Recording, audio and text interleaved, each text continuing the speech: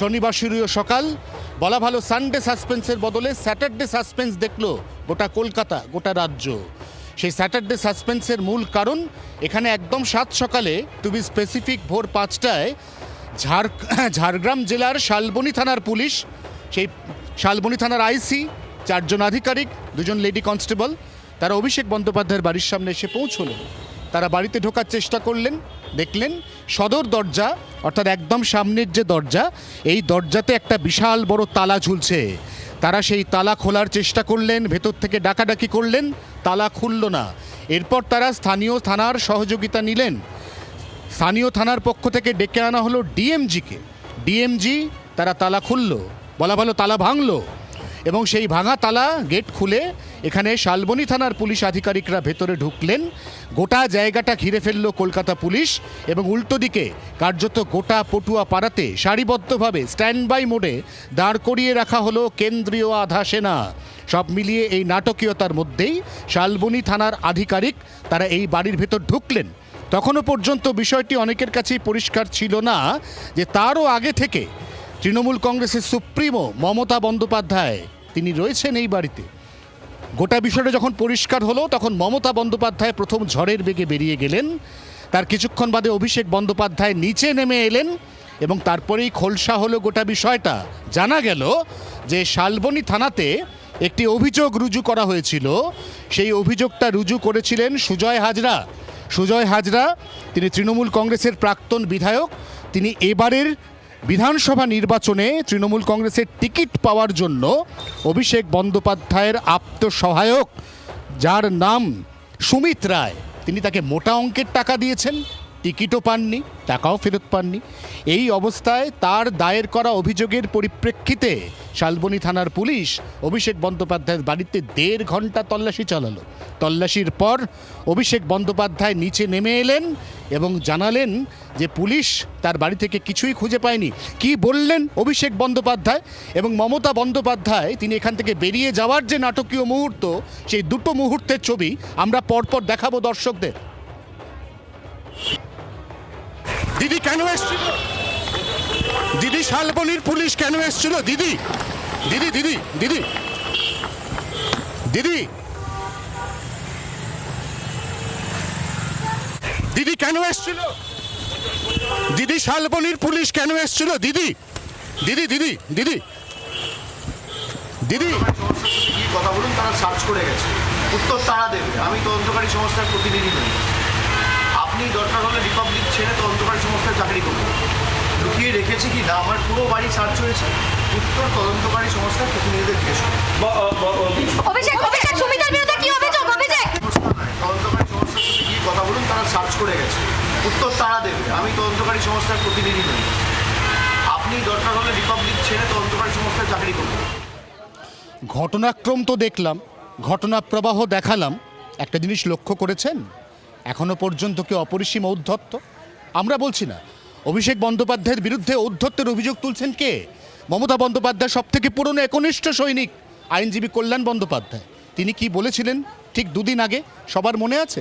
তিনি বলেছিলেন অভিষেক উদ্ধত, এবং দলের একটা সিংহভাগ নেতা, প্রথম সারির, মাঝারি সারির, নিচু তলার, তারা তো এক বাক্যে বলছেন যে অভিষেক বন্দ্যোপাধ্যায়ের ঔদ্ধত্যই তৃণমূল কংগ্রেসের পতন এবং ভরাডুবির অন্যতম বড় কারণ। আর আজ যখন অভিষেক বন্দ্যোপাধ্যায় ঠিক এই গেটের সামনে কথা বললেন সাংবাদিকদের সঙ্গে, আগাগোড়া তার বাঁ হাতে তর্জনী ছিল একেবারে পয়েন্টলি ফিঙ্গার্ড করা। তার মানে এখনও সেই ঔদ্ধত্য। অভিষেক বন্দ্যোপাধ্যায় এই মুহূর্তে 10টি সমস্যায় জর্জরিত। গতকাল অক্টোপাসের নাগপাশের মতো তাকে 8টি সমস্যা চেপে ধরেছিল। অ্যাডিং ইনসাল্ট টু ইনজুরি, তাতে নতুন 2টো সমস্যা অ্যাড হয়েছে। একটা হচ্ছে গতকাল বিকেল এই বাড়ির সামনে সিআইডি এসেছিল আবার। কেন না, বিধাননগর সাইবার ক্রাইম থানা মে মাসের 15 তারিখ ঘড়ির কাঁটায় দুপুর 2টো অভিষেক বন্দ্যোপাধ্যায়ের বিরুদ্ধে একটি মামলা রুজু হয়। সেই মামলাটা হচ্ছে 4 তারিখের পর ডিজে বাজবে তার এই যে চরম উস্কানিমূলক মন্তব্য, তার পরিপ্রেক্ষিতে দায়ের হওয়া মামলা, যে মামলা তদন্তভার গ্রহণ করেছে সিআইডি। তারা অভিষেক বন্দ্যোপাধ্যায়কে হাজিরার সমন জারি করতে এসেছিল। আর আজ শনিবাসরীয় 7 সকালে তার বাড়িতে শালবনী থানার পুলিশ 10টি সমস্যায় যিনি জর্জরিত, 10টি সমস্যা নিয়ে তার এবং তার গোটা দল যখন টালমাটাল, তখনও কই ঔদ্ধত্য অহংকার তো এতটুকু কমলো না। আমরা অভিষেক বন্দ্যোপাধ্যায় সংক্রান্ত আরও আপডেট দেব, কিন্তু ওইদিকে আরেকটা ঘটনা ঘটে গেছে জানেন তো? যদি না জানেন তাহলে শুনে রাখুন। পুরো নিয়োগ দুর্নীতি মামলা এনফোর্সমেন্ট ডিরেক্টরেটের স্ক্যানারে চলে এসছেন তৃণমূল কংগ্রেসের কামারহাটি বিধানসভার বিধায়ক মদন মিত্র। মদন মিত্রের বাড়ি, তার একাধিক ঘনিষ্ঠের বাড়ি, সেখানে একেবারে চাপ্পা চাপ্পা তল্লাশি চালাচ্ছে এনফোর্সমেন্ট ডিরেক্টরেট।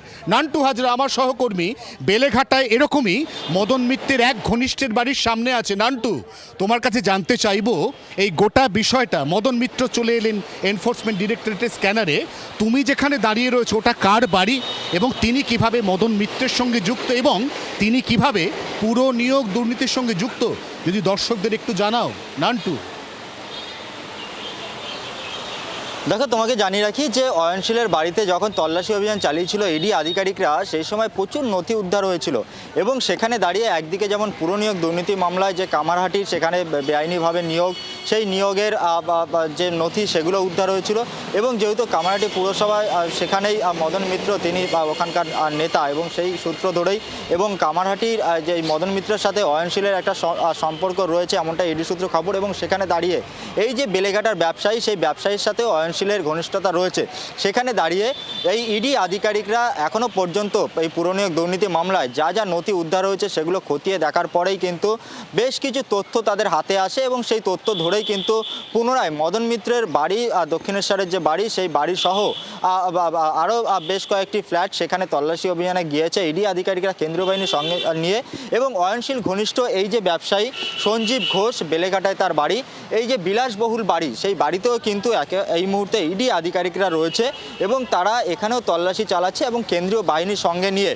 তার কারণ ইডি সূত্রে যেটা আমরা জানতে পারছি যে এই যে ব্যবসায়ী, তার একাধিক ব্যবসা রয়েছে।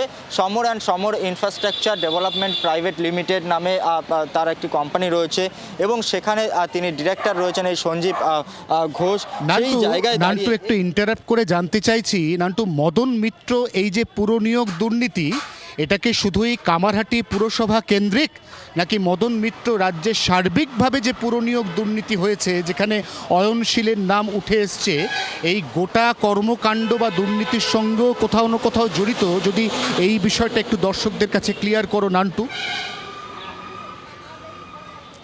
দেখো, ইডি আধিকারিকরা আজকে মদন মিত্রর বাড়িতে এবং তাকে জিজ্ঞাসাবাদ করছে বলে আমরা এমনটাই জানতে পারছি। এবং কেন জিজ্ঞাসাবাদ, তার কারণ এই কামারহাটি পুরসভায় যে বেআইনিভাবে নিয়োগ হয়েছিল সেখানে দাঁড়িয়ে মদন মিত্রর কোনো সুপারিশ ছিল কিনা এবং মদন মিত্রর সুপারিশে এই কামারহাটি পুরসভায় কোনো নিয়োগ হয়েছিল কিনা এবং আরও যে পুরসভা অর্থাৎ সাউথ দমদম থেকে শুরু করে বিভিন্ন যে পুরসভা রয়েছে সেখানে তার কোনো ইনভলভমেন্ট ছিল পরিষ্কার নান্টু, তার মানে মদন মিত্র এই মুহূর্তে এনফোর্সমেন্ট ডিরেক্টরেটের স্ক্যানারে এসছেন কামারহাটি পৌরসভার পৌর নিয়োগ দুর্নীতির কারণে।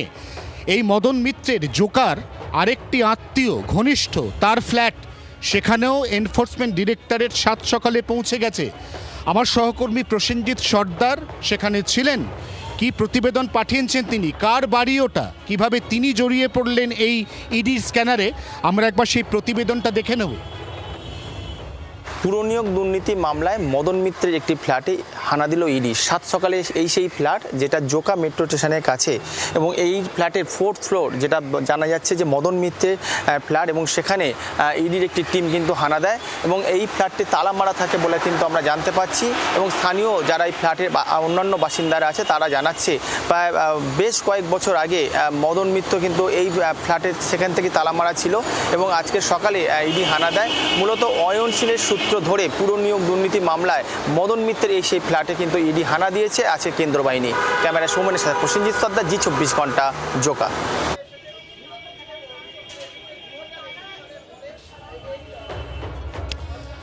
অর্থাৎ মদন মিত্র কামারহাটি বিধানসভা কেন্দ্রের তৃণমূল কংগ্রেসের বিধায়ক, তিনি এই তৃণমূল কংগ্রেসের যে ঘোর দুর্দিন চলছে তার মধ্যেও একাধিকবার মমতা বন্দ্যোপাধ্যায়ের বাড়ি গিয়ে তার পাশে থাকার বার্তা দিয়েছেন। তিনি এই মুহূর্তে এনফোর্সমেন্ট ডিরেক্টরেটের স্ক্যানারে, আর এই বাড়ির মালিক অভিষেক বন্দ্যোপাধ্যায় তিনি এই মুহূর্তে একেবারে সরাসরি ঝাড়গ্রাম জেলার শালবনির পুলিশের স্ক্যানারে। তিনি তো সিআইডি স্ক্যানারে আগে থেকে আছেন। সিআইডি স্ক্যানারে অন্তত ত্রিফলা আক্রমণ তার দিকে আর কয়েক ঘন্টার মধ্যে ধেয়ে আসছে, যার মধ্যে দ্বিমুখী আক্রমণ আমরা অলরেডি দেখতে শুরু করে দিয়েছি। এই অবস্থায় দাঁড়িয়ে একদিকে মদন মিত্র, একদিকে অভিষেক বন্দ্যোপাধ্যায়, শনিবাসরীয় সাসপেন্স, টান টান উত্তেজনার মধ্যে এই দুই নেতা সম্পূর্ণ দুটি আলাদা কারণে দুজনেরই বাড়িতে মদন মিত্রের ক্ষেত্রে একাধিক ঠিকানায় তল্লাশি চলছে। দক্ষিণেশ্বর মদন মিত্রের ফ্ল্যাট, দক্ষিণেশ্বর মন্দিরের ঠিক সামনে সেই মদন মিত্রের ফ্ল্যাট, সেখানেও ইতিমধ্যেই এনফোর্সমেন্ট ডিরেক্টরেটের আধিকারিকরা পৌঁছেছেন। একথা নিঃসন্দেহে বলা যায় যে তৃণমূল জমানায় বিগত 15 বছরে যা যা দুর্নীতি হয়েছে, এতদিন পর্যন্ত শুধু ইডি সিবিআই সেই দুর্নীতির তদন্ত করছিল। ইডি সিবিআই বারংবার মুভ করেছে একের পর এক দুর্নীতি, শিক্ষক নিয়োগ দুর্নীতি, রেশন দুর্নীতি, কয়লা, গরু, বালি এবং তার সঙ্গে অবশ্যই পৌর নিয়োগ। সেই তদন্তের এতদিন পর্যন্ত তৎপরতা শুধুই ছিল কেন্দ্রীয় একজোড়া গোয়েন্দা এজেন্সির। এবার ত্রিফলা আক্রমণ, তার মধ্যে নতুন করে অ্যাড হলো, সেটা হচ্ছে পশ্চিমবঙ্গ পুলিশ এবং তার সঙ্গে অবশ্যই সেই পুলিশের ডিটেকটিভ উইং সিআইডি। সব মিলিয়ে এই পরতে পরতে এই যে চাপ বাড়ছে গোটা দলের ওপর, তার সব থেকে বড় কারণ এই দলের রন্ধ্রে রন্ধ্রে দুর্নীতি জড়িয়ে রয়েছে, যে কারণে পশ্চিমবঙ্গের মানুষ 4 তারিখ পরিবর্তন এনেছেন। বাংলার আওয়াজ, বাঙালির আবেগ, জি 24 ঘন্টা।